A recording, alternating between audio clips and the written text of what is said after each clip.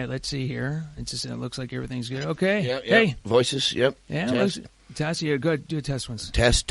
There we go. It looks, I like what I'm seeing there, brother. It looks good. There's a heartbeat. We're in D-Fit. Let's roll. All right. Hey, fire in the hole, brother. Yeah, fire in the hole. All right, let's see if you're right. I was not, but it's still the boss. Yeah, you got the boss part. Here's it going to be. You gave me the hint, so it's Jersey. That's right. That's right. I mean, not to knock Jersey, man. Sorry, Bill. I mean, you got the boss. You got Bon Jovi. I mean, who else you got? Yep. You got a bunch of hair bands, but you're not playing a hair band. Right? It's not going to happen. No, we're not going to do that. We're not going to do that. And I heard actually a couple things. I heard an interview the other day with Bruce Springsteen, and dude, he came out with a book recently, and it was a great interview. I mean, this dude is smart. I mean, as you would expect he would be. I know that's kind of a stupid statement, but great interview. And I said, this is a pump me up music here. So let's go ahead and do that. Still come down from the high of the Cubs. Jeez, how I forget. The Cubs winning the World Series. So it's a little baseball action, verbiage in here. But Bruce Springsteen is a homer. You ever see the guy? I have not seen The Boss, man. Yeah. I've not seen The Boss yet. I've taken my son to so many bands, and he has not been introduced to The Boss. I have not seen him either, and he's one of those that I would still like to see. And I was looking up. I don't think he leaves the stage, though. No. I think he plays for 3.5 hours. He just plays. Yeah, I mean, So, he is 67 years old. When I saw that, it's like, no. Well, all those dudes are that age. I know. Right? I mean, the Stones are like 970. Yeah. I mean, they're all in their 70s, man. We're going to lose a lot of bands. Well, that's it. In the next decade or so, we're going to lose a lot of bands really fast. Unfortunately, we will. But yeah, 67 years old, and he still looks good. I've seen pictures of him. The guy keeps himself in shape. Well, you got him, man, to play 3.5 Absolutely. hours. Absolutely. And you mentioned it. He's obviously a Jersey boy. He's from Long Branch, New Jersey, and in the Colts Neck is where he lives now. So I think I'm not sure where that is, but he is Jersey all the way. And I was reading about him. They when they had their family, they were out in California, and he said, "No, we're gonna raise our kids right in the homeland." So they moved back to New Jersey. Up. So kudos to him. That's cool stuff. Well, can you believe this is podcast number 10? Dude? Yeah, we're in double digits. I know, really. Yeah, we milestone. Milestone. What was the over/under? I think the over/under was like 7. Yeah, something like that. 7. So the fact that we're even here is pretty incredible. Yeah, I took the under actually. So. Yeah, as a company here, we're officially in the hole. And you figure that if our best of is 6 seconds per clip here, we're up to 3 we're at a minutes. minute, man. Cut a best of CD of intro songs too. You add another 4. Yeah, absolutely. And this is Thursday, November 10th, and again, this is Fire and Brim Stone. And again, we'll just say it right from the front. We're also on Facebook at Fire and Brimmstone, and we're also on Twitter at Fire and Brim. So and we're just getting more hits and this type of stuff. So this is so damn fun. So, hey, what'd you do last weekend? I took my boy, and we went to a matinee and watched the Doctor Strange movie. Oh, talk to me about it. It was really good, man. Was it? Yeah, 4.5 stars. It was really, really good. Yeah? It was really... the CGI was really good. Yeah, the characters were well. It's a Marvel movie. Marvel don't make bad movies, man. They make fun, entertaining movies, and it was good. It was a little long. I'll give you that. It's a little long. I mean, but you got to introduce the character. Sure. He hasn't been in any of the other movies to preempt. So sure. But it was 4.5 stars. Yeah, excellent. And so you were doing that. I was up at Carrie and I went to a winery tour over the weekend. We went up to Ann Arbor area, and we went on this bus. Ann Arbor. Where? Shush. Yeah. Okay. You know what? For wineries, it's absolutely okay. That is, and so we're on this bus with a bunch of other folks. I'm disappointed. And it's an absolute blast. It's called the Pioneer Wine Trail. And it is just it's a delight being up there. And you're with a bunch of other folks, and we're just having a great old time. Good. And just, if you like wine, well, who cares? Even if you don't like wine, you're going to have a great time. So I'd highly recommend it. In fact, we put it on Facebook, put a little post on Facebook as well on that. So you know what? We always kick off talking about college football, and we're usually just staring at each other looking, like, duh, yeah. So we have the opportunity. We've got Bill Tharp, who writes for SB Nation and On the Banks with us right now on Skype. And we're going to talk a little Big Ten football. Bill, can you hear us? Yeah, how you guys doing? Evening, Bill. So, Bill, I got to ask you real quick. I mentioned that, Springsteen from Long Branch, New Jersey, Colts Neck. Where are you? Have you ever heard those places before? Yeah, so that's central New Jersey. So that's the part of the state that no one says exists. But I'm also from central New Jersey, so I can vouch that it exists. And, Colts Neck's a nice town. It's a nice area. Played them in sports in high school growing up. Oh, cool. We actually, the year before, so when I was in 8th grade, our high school lacrosse team actually played Bruce Springsteen's son in lacrosse. Oh, no kidding. Wow. Look at that tie-in. So. Did you ever see the dude? No, unfortunately. So, they played. I think he went to Randy High School in New Jersey. So it was a year before, but that was still pretty cool. Lacrosse is a sport now that's kind of catching on in this area quite a bit more in the last few years. Perrysburg and some of the local area teams. Yeah, some here local now, ones. now right. have some. Yeah. Have some Ohio State in particular is really growing. Their head coach Nick Myers was the head coach of the USA Under-19 team. Oh, really? They won gold this summer, so they're definitely a program on the rise. I know we'll be talking about some Big Ten football. Big Ten just added lacrosse a few years ago. I love it. I love lacrosse, man. I love watching lacrosse. It looks so fun. You know what? As the winter months come along and, football kind of winds down and we'll be talking about other things, Bill, it'd be super cool to, we'll do one of the podcasts. We'll spend some time talking about lacrosse. Because there's a lot of folks out there just don't know about it, know that much about it. And it'd be fun kind of, learn about it. Yeah, there's box lacrosse. So lacrosse is played all year round. So oh wow. So if you guys want to go, you can meet up sometime, go to a box lacrosse game. You never know. Yeah, that's cool, man. That does sound cool.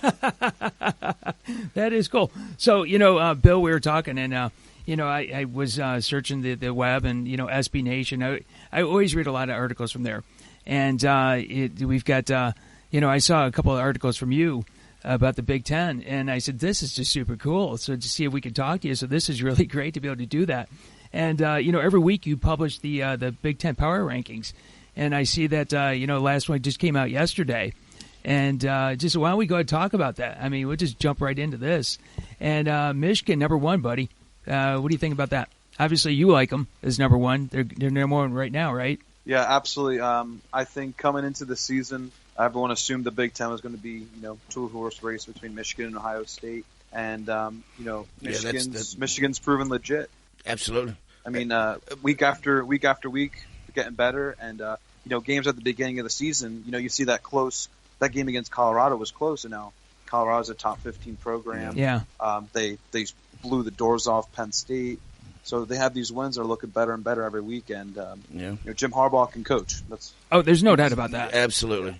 But I mean, just to play devil's advocate, since we're heavily Buckeye biased here in this neck of the woods. Go ahead. How many games at home have they played, and how many games on the road to this point? I mean, they have lived in Ann Arbor all season long, have they not? Yeah, they pretty much have. I mean, that Michigan. Let's get them on the road and get them tested. And Bill, have they been tested? I think the Colorado gave them a test. Wisconsin was a good test, I believe. Don't you think, Bill? So they went into Camp Randall at night. We were talking earlier about kind of the best atmospheres in the Big Ten. Right. Going into Camp Randall and pulling that game out. Beating Colorado, like you said, that was a home game though. Yep. I think that Penn State win's looking better and better every week. Yeah, have to agree there. Yeah. Okay, I'll jump on the contrarian bandwagon too. They played Penn State in the Big House, and they played Wisconsin in the Big House, and they played Colorado in the Big House as well. Yeah. So and Colorado is the only one that came out really punched them in the mouth. I mean, they went down 14-0. I think it was 21-7 at one point. And give them credit, they came back. But, so I don't know. What do you think? Do you think they've played anybody else? And I don't know if they have yet. They've really been – have they been tested at this point? Yeah, I mean, it's one of those things where they've played a lot of home games, but they're beating the snot out of the teams they're playing. 78-0 against Rutgers, 59-3 against Maryland. Yeah, but come on. I mean, they're blowing people out. Yeah. I know. We talk about Ohio State. I know you guys are Ohio State guys. I mean, Northwestern's a 4-point game. Sure. You guys was close against Indiana. Those are games that we can't disagree that the rolling machine kind of stumbled there a little bit. And, now we did light it back up for Nebraska. but finally, to your point, Michigan has been consistent all year long. Yeah, they have played at a very high level and incrementally gotten a little bit better each week. Yep. Now, where that is relative to anyone else, it really doesn't matter yet. Yeah. And I think you look at the quarterback position. Quarterback in general in the Big Ten isn't very strong, but Spate, the Michigan quarterback, he seems to be taking that next step. He's grown up, hasn't he? Yeah, he throws a really nice deep ball, and really with their athletes, that's all he really needs to do at this point. I mean, they run the ball well.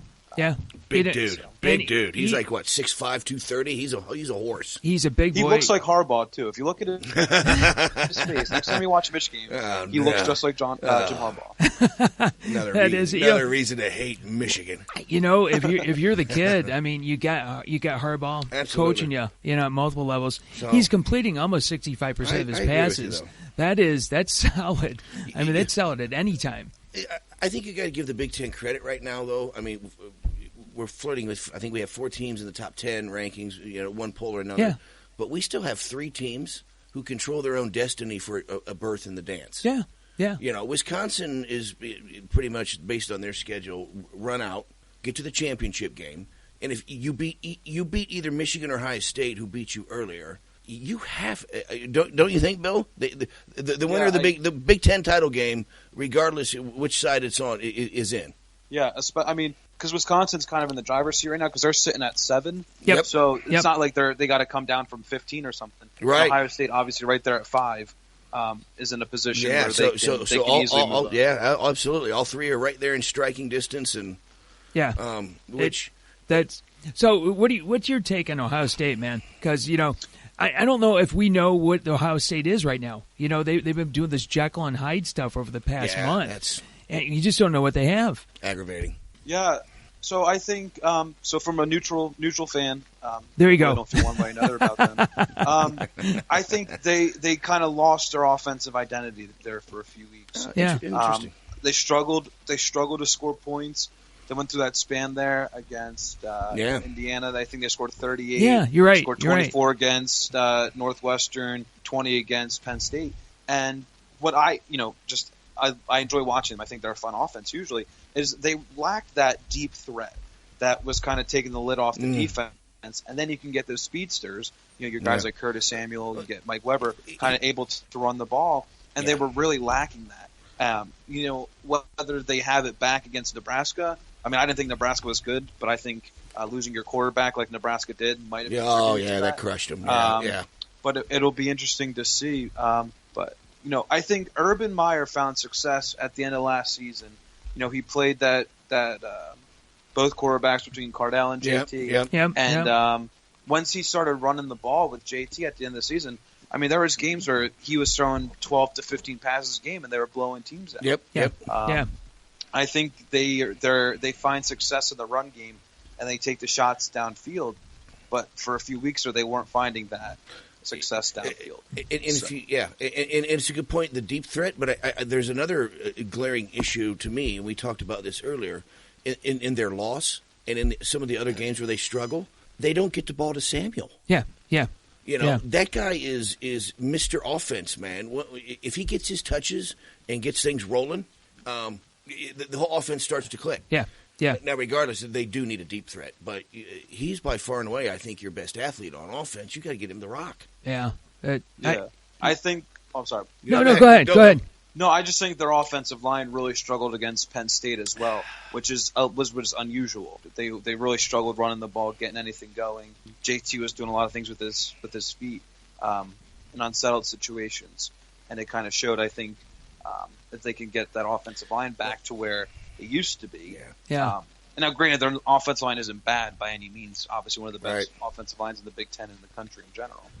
But really, a lot of struggles up front there. Yeah, that's it's going to be. They've, you look at the schedule. They've got Maryland, they've got Michigan State, and of course it's the big one. So we've got a couple weeks to get better. Yep. You're right. Yep. I think they clicked again, so there's some confidence there. You just got to see what's going to happen. Yeah. Now you've got Penn State 3, which is. Would you think in early September, if somebody said that in November you're going to have Penn State number 3, would you have ever considered anything like that? Yeah. So I said I'm a neutral observer on Ohio State. I'm not neutral on Penn State. At least you're honest, man. One of my least favorite college football programs. Beautiful. So Thank you. It pained me a little bit to put them at 3. Oh, okay. I think, like you said, in September they play a close game to Temple, who's down this year. They lose to Pitt. They beat Minnesota in overtime in a game they should have lost, and then all of a sudden it's just Saquon Barkley has thrust himself into the Heisman race, I think, and they're riding him to a new level. And I think if that Ohio State game was played anywhere other than Happy Valley, that's a loss for Penn State. Happy Valley right now is worth 7 to 14 points a game right now. That crowd has been electric this year. Yeah, not to harp on the point, but the Buckeyes are the youngest team in the Power 5 conference. They are. No doubt about it. In 2 weeks back to back. You're playing late-night Big Ten teams. Again, I think both teams had a bye. I know Wisconsin had a bye. Actually. And I think Penn State had a bye the week before we played, too. That's exactly right. Both had byes going into Ohio State going to their house. Yep. 2 big rivalries on the road, yep. back-to-back night games with 2 weeks to prepare for you. Yep. And you're the youngest team. Yep. That's a lot thrown at them. That's a good observation, Bill. I think if that game is in the shoe, we smack them around, but such is life. But, Ohio State fan or not, Big Ten fan, that night game, that whiteout in Penn State, that was beautiful. That's always yeah. That was, which is good for the Big Ten. That was a beautiful thing. That whiteout was really it looked great. Quick question for you. Coming from the coast, we've recently added Maryland and Rutgers. Right. How has that helped you guys? I mean, what's the feeling of East Coast guys jumping into the Big Ten? Yeah. So the big thing I think is right now Maryland is a very strong basketball school. Right. Rutgers struggles with football and basketball, and two of kind of the gold standards for Big Ten. So I think right now there's this growing pain for Rutgers coming into the Big Ten, and there's this kind of feud going on between Indiana and Rutgers, where Indiana says they refer to this is just a small part of the internet. It's nothing, but they referred to Rutgers as Rutger. They said they haven't earned their S. So it's just like hold on, Indiana said that? Yeah, Indiana, the team we had beat in the 2 previous years in our first 2 years in the Big Ten. Oh well, you know what? Welcome to a Big Ten rivalry. There you go. Yeah. Now you guys got somebody to hate. Yeah, and really, that's what the Big Ten is all about, man. It's a lot of hate. They get smack talk from somebody. Okay, we can take it, but Indiana? Yeah. I mean, if one of the Wisconsin or Michigan or somebody talks a little smack, but Indiana, they're the wannabes. You got to pick on somebody, right? So okay, let's pick on Rutgers.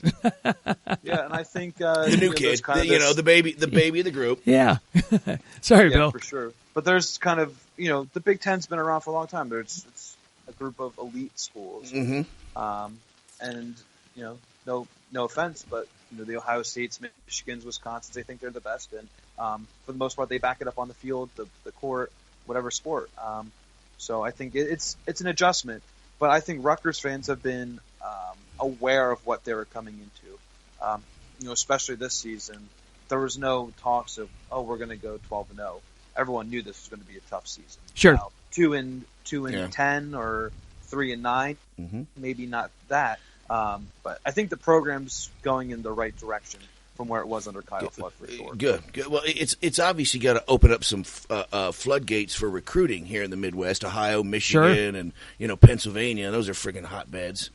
I mean, if you look throughout every Big Ten roster, man, those 3 schools, states are smothered on everybody's roster. And the thing is, if New Jersey kept its best kids in state, we'd be top 10. I mean, you have 3 schools up in North Jersey alone between Paramus Catholic, Don Bosco, and Bergen Catholic, who who are perennially sure. 3 of the top 25 teams in the nation. Yep. And Rutgers has this thing. New Jersey's known as the Garden State, and Rutgers had this thing. We're going to build a fence around the Garden. And Michigan came back and said, "We're going to pluck from the Garden." Michigan has about 15 guys from New Jersey, including Rashawn Gray, who was the number 1 recruit last year, from Paramus. Jabril Peppers was a Jersey guy. Their starting tackle on offense is a New Jersey guy. So, you talk about rivalries. We have a recruiting rivalry with Michigan. Yeah, you know what? It's another reason to hate them, man. If Rutgers is able to keep their guys in state, it's going to be a different story. Yeah. Well, this might make it a little easier to do. That's good. So. Yeah. On behalf of the Midwest, I apologize for all the shit that you had to put up with. Well, I actually got a bone to pick with Ohio State fans. Okay, go. Give it to us, man. There we go. So last year, Rutgers had lost to Michigan State on the last play of the game when Chris Laviano spiked the ball on 4th down. Yep. So going into next week's game, confidence was sky high. They were playing Ohio State. So before the game, I fire off a tweet: Rutgers will win tonight. So obviously they did not win. It was I think it was another 58-0. And in the 4th quarter, I don't know if it was a beat writer or their SB Nation picked up the tweet and they quoted me. And they said, "This is awkward." And I just got a firestorm of tweets from Ohio State people. The first one was this very, very nice woman. And I get the notification, and she says, "Ha ha ha, you effing idiot." So it was a long night for me. I got a lot of flack from Ohio State fans. So this year I've tried to stay off my predictions, or at least keep them on the DL, right? Well, yeah, exactly. Well, first of all, we got to apologize. Was that a night game by chance, or was it an afternoon game? Yeah, it was. I think it was. So maybe it was. No, yeah, it was definitely last year, and it was. I think it was a night game. Oh, see, here's the problem with the Buckeyes. 59-0. Here's the problem with the Big Ten and those 8 o'clock games, those late night games. It doesn't matter what time the game is. People are up at about 6:30 in the morning, and they're cracking that first brew. Yeah. And they will drink continually until the game, and they will roll through the game. Now, having said that, I was talking to a dude the other day, and he said that he read it. Ohio State tends to have a lot of night games in their schedule, and that's because Urban Meyer wants it that way. Because Urban's contention is that if there are kids on the West Coast that he's recruiting, let's say out in California, he can get them on a plane, and they can get out to, Buckeye Land, wherever Ohio State's playing.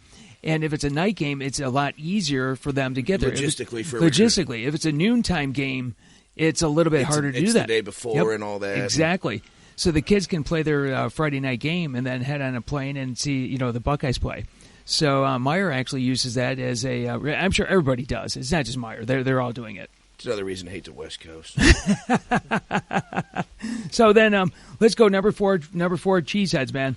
And they, what do you think? I think they control their destiny on the other side of the fence. Absolutely. Yeah, they're winning they're definitely not a sexy team by any means, but no, they win ugly. At the end of the day, it just matters what's on that scoreboard. And week after week, they've proven. I mean, they lose in overtime to Ohio State. They lose by a touchdown to Michigan.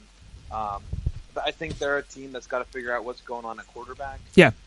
Whether it's Houston or Hornibrook, they just got to figure out what's going on there. But they have a strong running game. Obviously, T.J. Watt leads that defense. J.J. Watt's brother. There's a lot to like there. The only reason, after seeing what Penn State did to Iowa and that close win over Northwestern, I think Wisconsin had to drop a little bit. But I think if Penn State and Wisconsin play head to head, I think Wisconsin on a neutral, like I said, on a neutral stadium, I think Wisconsin wins that game. But for right now, Penn State clicking on all cylinders. It's hard to. It was hard to have Wisconsin ahead of them. Yeah. No, you're right. It's but whoever the matchup is, Wisconsin. Let's see, Wisconsin. They really don't have a lot that they're playing against going into the last 3 games. I think I don't have it in front of me, but it's like Illinois, and I think they play Minnesota in one of the games. I forget who the other one is, but I think they play Purdue. They should be able to take care of business those 3 games, and then get on their side of the field, and they'll meet either Ohio State or Michigan in Indianapolis, and that'd be a nice matchup too. Yeah, especially after what happened last game. I mean, they had a realistic shot beating Ohio State. They did, and they had a chance of beating Michigan. So either way, it's going to shape up to be a very competitive championship game. Absolutely. So, what do you guys think? Okay, let's expand the scope horizons. here. Yeah, that's right. Now, because we've been talking about Big Ten love. Well, you know what? You know who's in front of them? You got Alabama. We've got Clemson. Obviously, Michigan at 3 in the BCS, and then you got Washington as well. And Bill, what do you think about it? Especially the first 2. Okay, Alabama's Alabama. They've got Auburn in the. Quit calling them that. Just call them the team down south. The team down south. Okay, that's right. It's just like Harry Potter. You can't say. Right. You can't see that team. That's say right. That team up north or that team down south. Clemson's the one I think that is always. They've been trying to lose all year long. What do you think, Bill? Alabama reminds me a lot of Ohio State from last year in the sense that, quite frankly, I don't think Jalen Hurns is a very good quarterback. I agree with you. I think he's a very good athlete. Phenomenal. And you've seen in the past few weeks where he's throwing for 150 yards, but he's running for 150 yards. Yep. And they have that stable of running backs. They're going to beat and batter you, and you're not going to score. I mean, Leonard Fournette is the best running back in college football. He did nothing. You're right. And you see when they play a quarterback, Eddig, former Purdue man, was terrible against Alabama. So Alabama's Alabama. Clemson, I think, they remind me of Florida State from when it was Jameis Winston's sophomore season. Okay. Where they had close game after close game, and then in the playoff they played Oregon and got smoked. Yep. I could see a situation similar to that, although it is hard to bet against Deshaun Watson, who is probably one of the most fun players to watch in college He is football. interesting, isn't he? He is. He is. Yeah, go ahead, buddy. And then when Rutgers actually opened their season against Washington, so got to see Washington up close, and they have athletes all over the field. They have a quarterback who can throw it. They have athletes who can just run for days, and Alabama is very good in a box. When the team spreads them out, it'll be interesting to see. Sure. There's not many teams in the SEC. Not many SEC teams are really spreading you out and trying to get their athletes into space instead of running right at the offensive line and those D-line and linebackers so soft for Alabama. So, if everything holds and 1-4 will be Alabama, Washington, that could be a real fun game. Oh, that'd be a fun game. And but Washington, they've got I've never heard of this before, the Apple Cup. where you drink the cider same day as Ohio State and Michigan, where they played Washington State. And Washington State is in the top 20 as well. So another rivalry game. It's hard to say what happened there. Washington does play USC this weekend. I think that's going to be an interesting matchup just to see. I never thought I'd ever be rooting for USC, but I am going to be looking for USC in that game. Yeah, I mean USC is another program kind of back from the dead. They had those few years there. Yep. They had that rough couple years with Sarkisian and his off the field problems. It seems like Clay Helton has the team in the right direction now. Yeah. But Washington State, they still throw the ball all over the place, but Mike Leach has kind of changed his offense a little bit. Now they have a strong running game too. Yeah, it's good. We talk about parity. It's not fun watching Alabama win it every year. It's fun to see. Well, yeah. Washington State. Even Iowa last year. It's fun to see. Yeah, you're right. Those outskirt teams that still got that shot. I agree. Yeah, even Louisville this year too. Same thing. Now I do have to throw a little mid-am love here because in the Big Time College, Jake Browning of Washington has got 34 touchdowns. But last night, with 3 more touchdowns, Logan Woodside from Toledo is now in the lead with 37 total touchdowns this season. It's our Rockets. That is Rockets, man. Give me a little knuckle on that one. That's Rockets love. Our hometown boys. That's right. It's the Toledo Rockets are our hometown boys. He's also boys leading here. in passing yards, isn't he? He is second in passing yards. Yeah. So it's it's why nice are we to hearing see his that. name for the Heisman? He's from Toledo. Nobody knows where it is, right? Marketing's not quite the same. Absolutely. Absolutely. What's the farthest east MAC team? Buffalo. I mean, we got Buffalo. I think it's Buffalo. Still in the MAC? Yeah, so Buffalo's in the MAC. Too... I don't think that there's another one that's that Not far. Yet. Not yet. To the east. You ever hear any MAC stuff in Jersey there, Bill? I mean, I remember when Aaron Lynch from Northern Illinois was up for the Heisman. Yeah, there you go. I remember that was. And then obviously Western Michigan now. Uh-huh. They're in the top 20. They're they beat Northwestern this year. So heard about them a little bit. I think PJ Fleck, talking about the MAC. He's one of those coaches on the rise. Look for him in the next. He'll be moving up, man. It's. Yeah, we actually talked about that a little bit earlier in the season when he was on the rise, and because they're undefeated right now, and actually the last game of the season they play our Rockets. Rockets go up there to their place, their home, and they are right now. Let's see, in the BCS they're 21. In the the coaches poll they're 21. So that's good stuff. Whenever you get a MAC team like that, you mentioned it, Bill. Kind of mixing things up. It's cool when you see these other teams. Get involved like that. They're just a good team. And you're right, PJ Fleck, he's on a lot of radar screens to move up into some other places. And the MAC actually historically, it's kind of a nursery of sorts. For the coaches. They grew up in the MAC and then they go on to other places. Urban Meyer's from Bowling Green. Absolutely. Nick Saban. Saban was at Toledo. He was at Toledo. Yeah, we've seen Saban and Meyer, right in our neighborhood here. At what's his name from Notre Dame?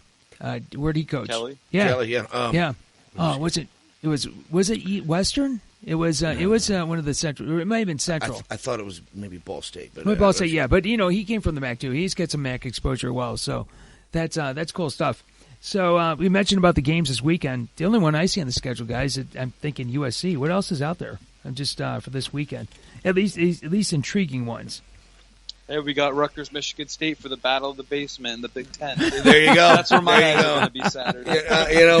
You know what? Sparty's down, man. Put it on them. Put it on them. God, I know.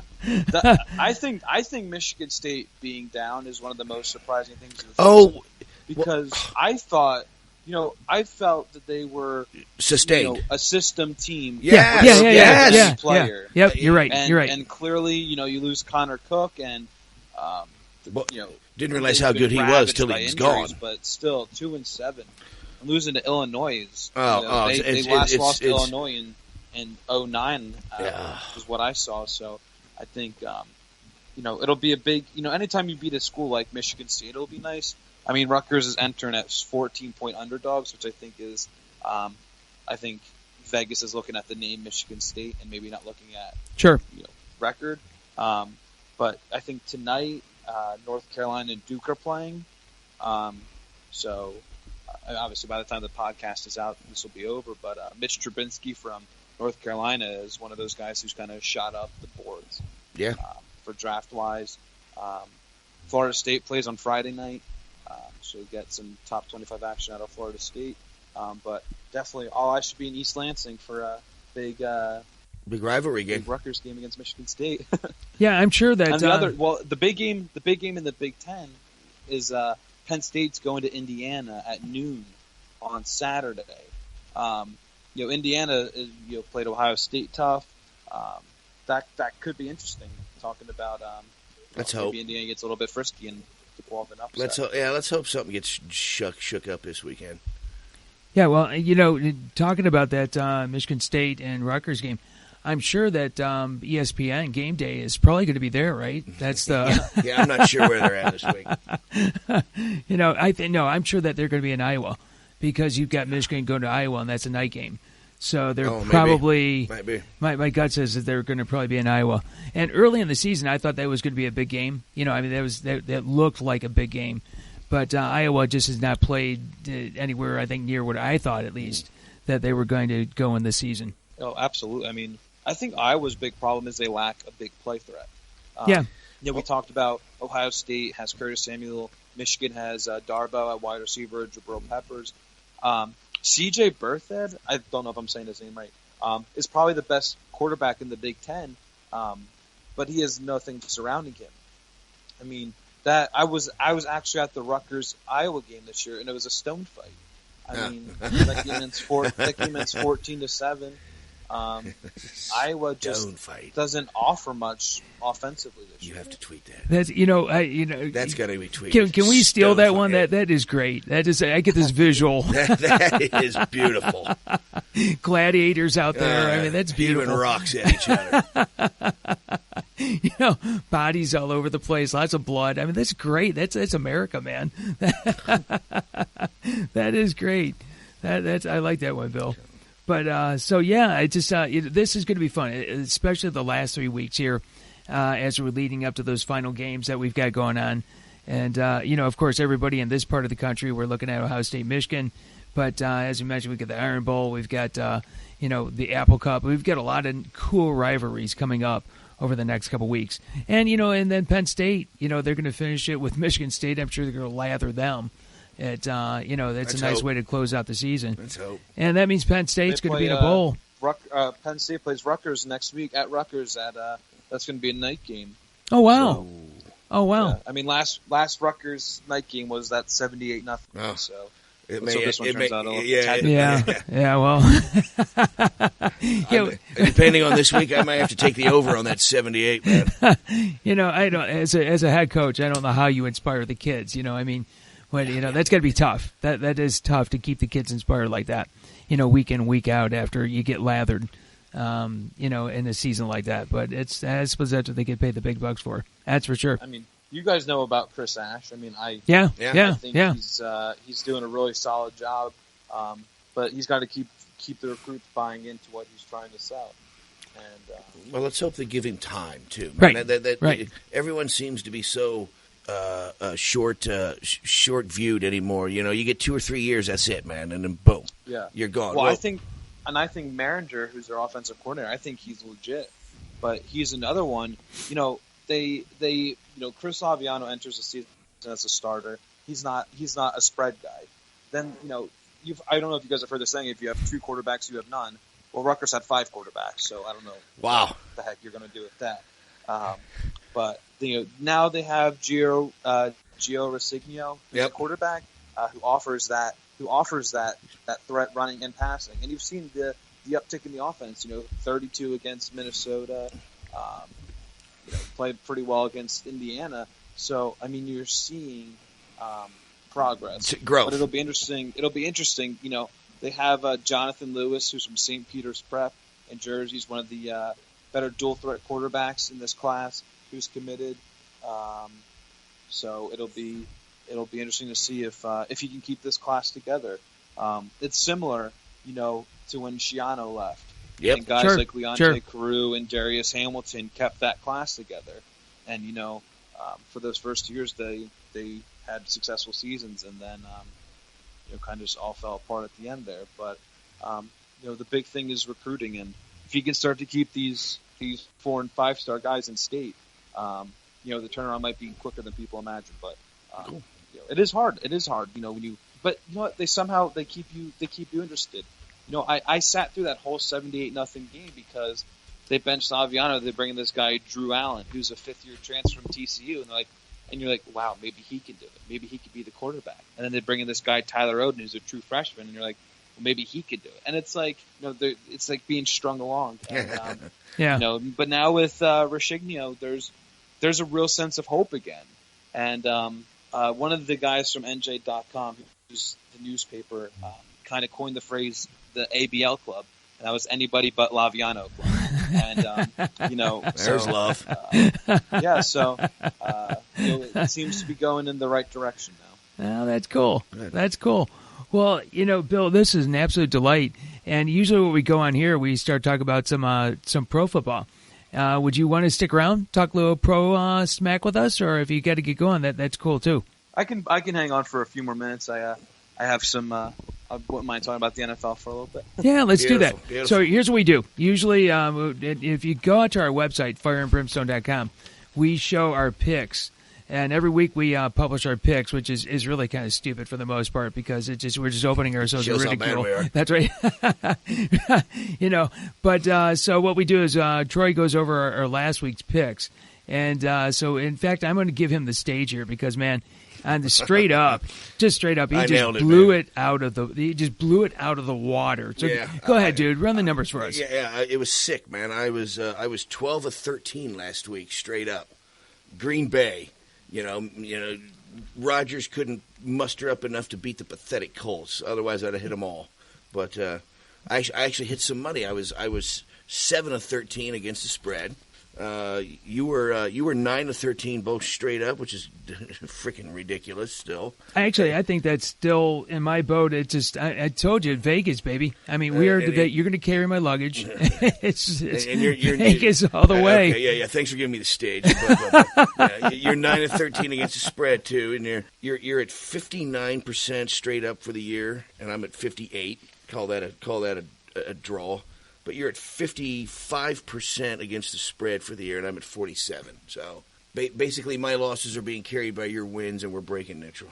Bill, maybe instead of Vegas, I'll just meet you in Atlantic City. There you go. Meet you in the sports book in Atlantic City, and we'll just lay down $1 or $2.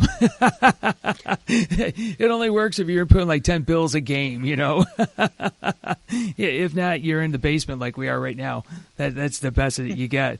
But no, it's really fun.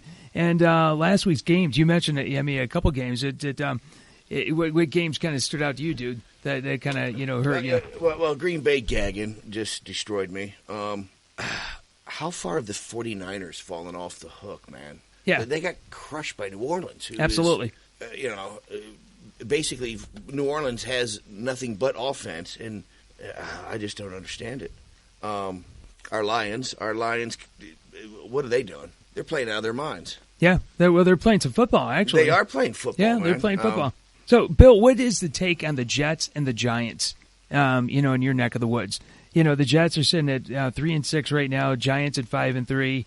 The Giants are looking up to the Cowboys. The Jets, well, they're just always looking up. I mean, their neck muscles have to hurt. I mean, what's the take in your neck of the woods? Yeah, I think at the start of the season, everyone was aboard the Wentz wagon in Philly.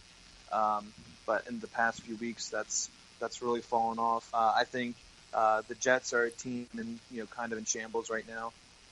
They lack leadership. Between the new report is some of their defensive leaders just don't show up for team meetings anymore. You got Ryan Fitzpatrick. No kidding. Really. With the front office.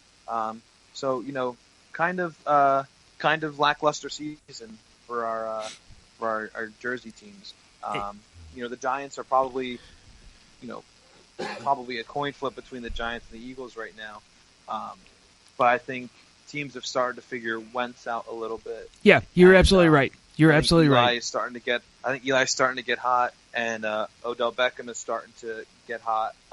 And then Washington's Washington.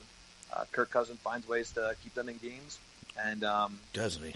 I think Jay Gruden is quickly approaching that upper echelon of coaches in the NFL. Yeah.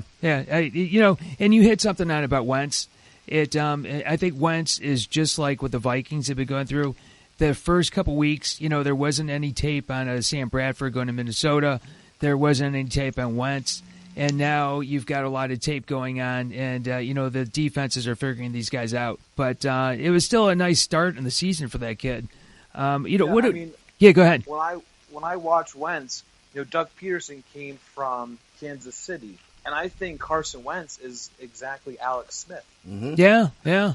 And the stat was the 1 week his throws were an average of 4.9 yards past the line of scrimmage. So I think, granted the Eagles receivers aren't the best things out there, but I think, teams have proven that if you have a quarterback with limited arm strength, you're going to be limited as a team. Sure. So I think it'll be interesting to see if he progresses or if Doug Peterson opens up that offense at all. Yeah, let's see. What about Petty? You got, what is his name? Bryce Petty. He's been sitting on the bench the entire time in New York. Are they ever going to play this kid? I think for them, one of the things is he was assistant quarterback coming from Baylor. Yeah. We talk about those guys playing in the spread who aren't comfortable under center. Someone like Jared Goff, like what you're seeing out in L.A. The number one overall pick hasn't seen the field yet this year. So I think with them, they're really being careful, taking their time. He looked okay the other day. He only played like 6 snaps, completed both his passes. I think for them, they kind of put their eggs in the Geno Smith basket as the backup. And Christian Hackenberg, who was their second-round pick, didn't play at all in preseason. And Petty and Geno Smith split time. And I think that for them, it's a developmental thing. And, I mean, Ryan Fitzpatrick, for the most part, has been pretty terrible this year. Yeah. That's very kind assessment on your part. Yeah. you could have been more colorful on that. You know what? It's not bad. It's not bad. What, he got a $12 or $14 million contract, 1 year contract? Yeah, I think he got like $14 million 1 year deal. Yeah, not bad. So. That's not bad, is it? $14 million to suck. Make it till you make it. $14 million to be throwing the balls all over the place. Yeah, to other people. Like that. Yeah, to all kinds of must be colorblind or something like that. That's something else. So I got to talk to you guys real quick because it's my team here, and we got to bring this up. Wait a minute, wrong one. This is it. The Raiders, baby. The Raiders. What do I want to say about my Raiders? I don't know, man. You're first, dude. I tell you what. You're loving life. I'm happy for you, man. It has been since like 2000 since my Raiders have been relevant. Yeah. Oh my gosh! There's something about life not being right when the Raiders aren't good. Just yeah. You love them or hate them. When they suck, you don't have any apathy for them at all. You know what? They're one of those teams that everybody has an opinion. They're very polarizing. Yep. Yes. Yeah, they make it fun. Yeah, everybody has an opinion about them, whether you love them or hate them. But my Raiders, they put on a nice show on Sunday night against the Broncos, who every Raider fan just absolutely hates. So that was, I'm living large right now, man. I'm going to be in Vegas. I'm living large with the Raiders, and what more or Atlantic City. What more can I say? That's You're going to be unlivable the rest of the day. Although, hold on, Bill, just off the top of your head here with Cuff, who would your power ranking top 3 NFL teams? Yeah, that's a good question. I think it's hard to have anyone other than New England number 1. Yeah. That's a machine that's just absolutely steamrolling teams. Yeah. And love them or hate them, they're another team that all they do is win. Hate them. Hate them. Yeah. Coming in at number 2, I know these. Probably the Dallas Cowboys. Thank you. Thank you. Go ahead. Yeah. And they're a team based on that strong running game. They got your boy Zeke. Yep. Who's, absolutely crushing it. And then, number 3, I think the Atlanta Falcons are a lot of fun to watch. I think Denver's a team right there. And I'm not just saying this because you just said it, but I think you got to have Oakland up there right now. I agree. I like what you're saying. Yeah. I mean, you look at the way they've won with the pass, and now they have Latavius Murray, who's woke up. Starting to play some running back. Yeah, so and Amari Cooper is one of the best receivers in the NFL. Crabtree's still doing well, chugging along, and Derek Carr is taking that between him, Bortles, and Bridgewater. Obviously, you can't grade Bridgewater out for the season, right? But Bortles has taken a step back, and I think he's clearly established himself as the quarterback from that class. Yeah, and, I'd agree. And he's just a special talent. So I think. Which is, we talk about, would you ever say this in September? I don't think anyone ever thought Oakland would be number 3. Oh, no. Their defense, even top their 10. defense hadn't been playing well, and Khalil Mack gets off to a slow start, and now they're kind of rolling. So yeah, they are, and Bill, you mentioned earlier about Michigan State. You said you were befuddled about Michigan State being the system, where they're a system team. You look at the Patriots. I still, besides Brady and Gronkowski. Edelman, that's it. I don't know anybody else, and I can't name one person on defense. I can't name 6 guys on the New England Patriots. Yeah, it just they just. Who are they? That's right. Who are they? I mean, now you're a little bit closer to them. I'm sure you hear a little bit more than we do. Well, but they have about 4 starters on defense from Rutgers. Oh, did they really? No kidding. Serious? Really? Yeah. Logan Ryan. Jason McCourty, I think. One of the McCourty brothers is there. And they have, just a few guys in that. Daron Harmon, I believe. So they have 3 or 4 guys in their secondary who are all Rutgers guys. So Belichick's also, he would have had a close connection with Schiano. So I think he kind of had that personal scout. But I think, Belichick's probably, between him, Greg Popovich, maybe Terry Francona or Joe Madden, they're the best coaches in any sports. And can't disagree with that. What he does, those first 4 weeks, what he did between Garoppolo and Jacoby Brissett is amazing. He probably made Garoppolo a multi-millionaire with those first 2 games. Yeah, absolutely. It just and you're right. It just says something about the coach himself, because there was a couple seasons where Brady was hurt. Obviously, the first 4 games this season, Brady wasn't even playing. He was on suspension.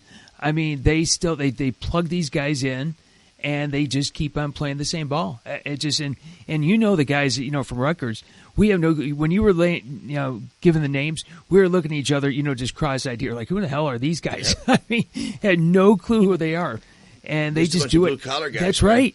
They just do it every single season. That system, but it's great coaching, and it goes to the ownership too. It starts from the top and goes down. So what? Absolutely. Yeah. So what do you guys think about this weekend? Any big games coming up? I know there's one, and I'm circling. I'll leave it for you, Troy, to talk about that one. But I'm intrigued by Minnesota and Washington. That looks like an interesting one because Minnesota, they start out 5-0. They've lost the last 3. Norv Turner quits, which I don't know why. Working out with that guy, I still think he's the best offensive coordinator in football. And something's a hot mess. Yeah, there's something wrong there. It really behind the scenes, but Washington's really picked it up as well. They're favored by 3 in that one, but that's an interesting game. On that, Bill, any games that kind of you would circle on your calendar if you had the chance to watch them? Yeah, I think looking at Dallas and Pittsburgh. Big Ben gets another week back. We talked about the locally Atlanta and Philly. I think it'll be interesting to see if Philly can get back. And then the big one is Sunday night between Seattle and New England. Yeah, yep. That is a big one. That's Seattle flying across the country to New England. Seattle is a 7.5-point favorite at home, which is a lot of points. New England's favored. Yeah, I'm sorry. New England's favored by 7.5 points. That's a lot of points to give up to a team like Seattle, though. I'm looking at New England straight up on that, but then Seattle with the points. That's just a lot. But New England could do wonders about that. And then Troy, I want to hear your take on the Cowboys and the Steelers. I mean, what more do you want to say about that? It makes me nervous. At Pittsburgh, man, they're 4-4. Yeah, you got Cincinnati at 3-4, and where are the Ravens at? Where do they sit at? Pittsburgh needs this game bad. Yeah. Pittsburgh needs this game bad, and we're at 7-1. We're young. Pittsburgh's a tough place to play. It's making me nervous. It's makes me nervous. At home, Pittsburgh's 2.5-point favorites, which sounds about right. You have to do that. You got to do that. You got to give the home team, a couple extra points there. But that is going to be a fun game, as well as that Sunday night game, Bill. As you said, that is going to be a fun game as well. Beyond that, you guys see anything else that really would, if you want, tonight you got the 0-9 Browns against the Ravens. That's one I'm sure it's going to be a huge rating on the NFL Network as they're, people watching that one. There's nothing really, at least for me, is not really super intriguing. How about you guys? There's a couple key games.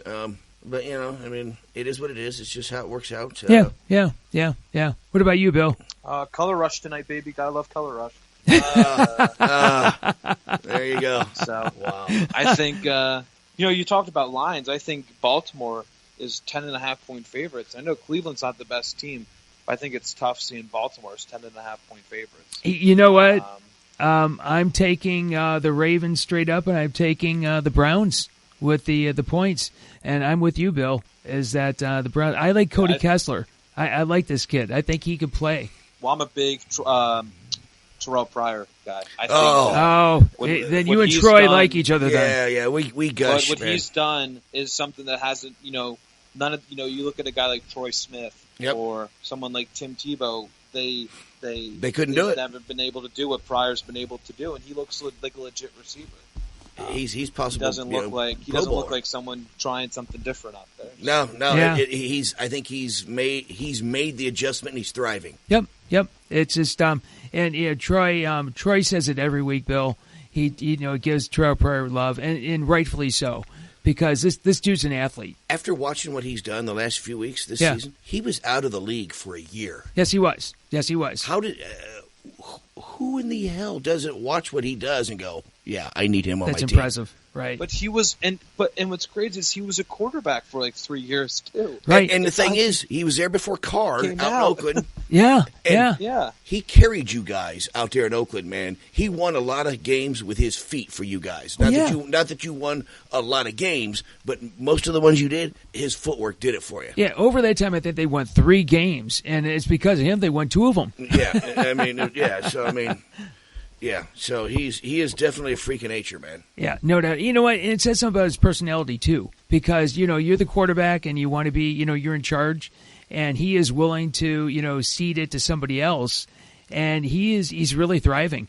And I think one of the biggest things they really hurt the Browns, obviously Josh Gordon not coming back, because I was looking at Josh Gordon and Terrell Pryor as wide receivers in that team. Who in the hell would you cover? That would have been a heck of a tandem. You would have to probably double Josh. Yeah. And then, you're leaving Terrell Pryor run like an antelope all over the field. Yeah, you're in trouble. Yeah. So guys, this was an absolute delight. Bill, an absolute pleasure having you on, man. Yeah, this was good, man. We really appreciate your time. Thank you guys very much. It was a pleasure, and hopefully talk to you guys again soon. Yeah. You know it. Definitely, for sure. All right. Hey, this has been fun, dude. And again, everybody, it's fireandbrimstone.com. We were at Fire and Brimstone on Facebook and Fire and Brim on Twitter as well. And so we will talk to everybody next week. This was an absolute blast, dude. All right. Over. We're out, man. Out. Thanks, guys. Bye.